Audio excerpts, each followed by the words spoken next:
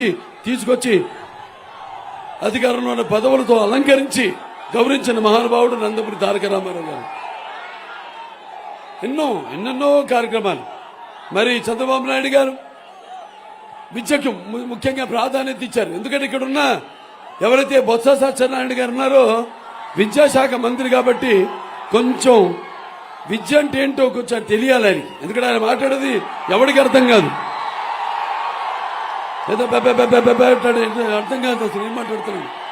కాదయ్యా అని జనం తిరగబడితే నేను అనలేదే అన్నది మాత్రం బాగా స్పష్టంగా చెప్తాడు. నేను అలా అనలేదు అని.